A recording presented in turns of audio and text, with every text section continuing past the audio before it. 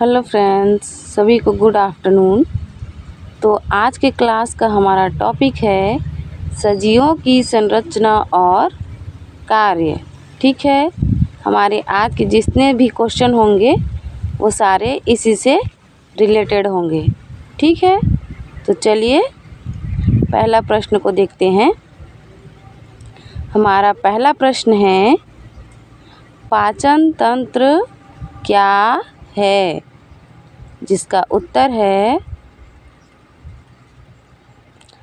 मनुष्यों में भोजन ग्रहण करने, उसे पचाने एवं बिना पचे भोजन को शरीर से बाहर निकालने के लिए विशेष अंग होते हैं, जिन्हें पाचन तंत्र कहते हैं। ठीक है, यह है इसका आंसर।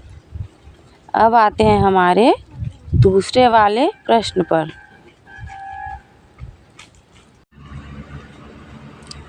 हमारा दूसरा प्रश्न है, पाचन तंत्र के अंगों के नाम लिखिए।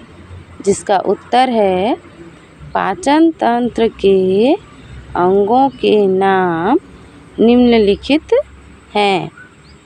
पहला है मुख, दूसरा है ग्रसनी, तीसरा है ग्रास नली, चौथा है अमाशय, पांचवा है आंत, छठवा है मलाशय, सातवां है यकृत, आठवां है पित्ताशय और नौवां है अग्नाशय।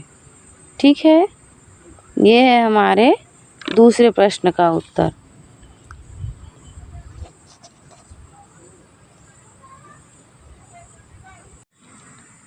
अब है हमारा प्रश्न तीसरा, पाचन क्रिया क्या है? जिसका उत्तर है,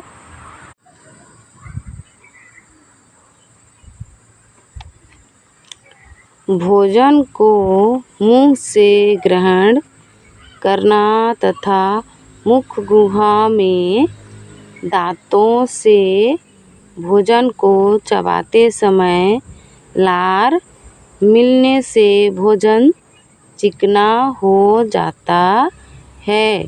यह लार युक्त भोजन ग्रसनी से होता हुआ ग्रास नली और ग्रास नली से अमाशय में पहुंचता है, जहां पाचन ग्रंथियों से निकलने वाले पाचक रस के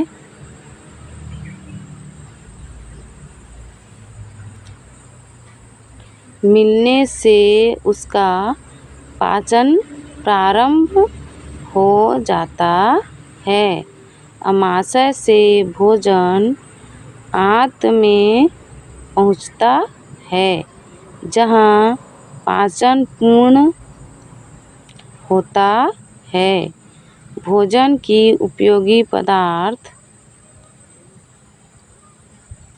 को आंत की दीवार अवशोषित कर लेती है तथा शेष अनुपयोगी पदार्थ मलाशय से होते हुए मल द्वार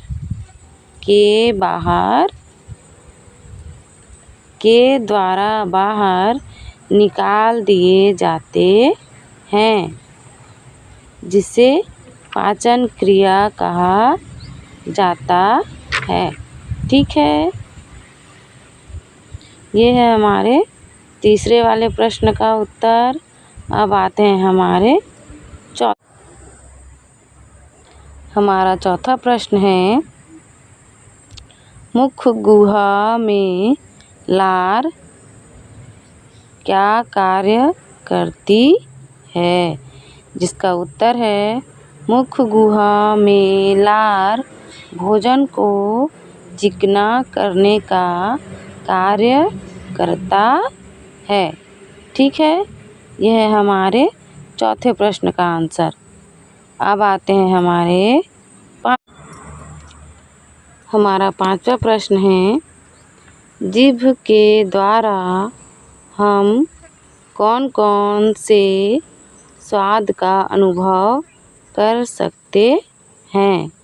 जिसका उत्तर है, जीभ के द्वारा हम निम्नलिखित स्वाद का अनुभव कर सकते हैं, जिसमें पहला है मीठा, दूसरा है कड़वा, तीसरा है खट्टा और चौथा है नमकीन। ठीक है।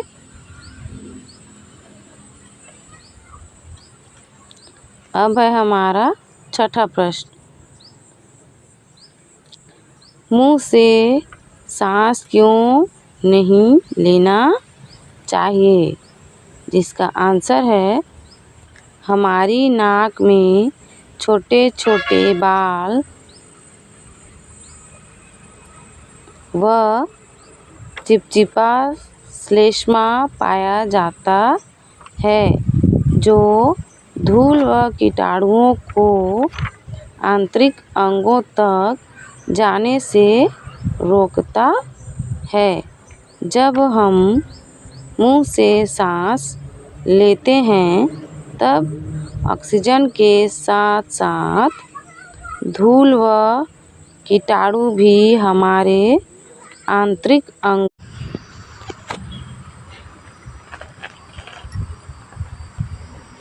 अंगों तक पहुंच जाती है, जिससे हम बीमार हो सकते हैं। ठीक है।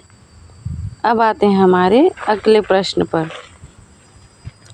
शरीर के सभी भागों में ऑक्सीजन कैसे पहुंचती है? जिसका आंसर है, जब हम सांस लेते हैं तब हवा के साथ ऑक्सीजन नाक और श्वास नली से होते हुई फेफड़ों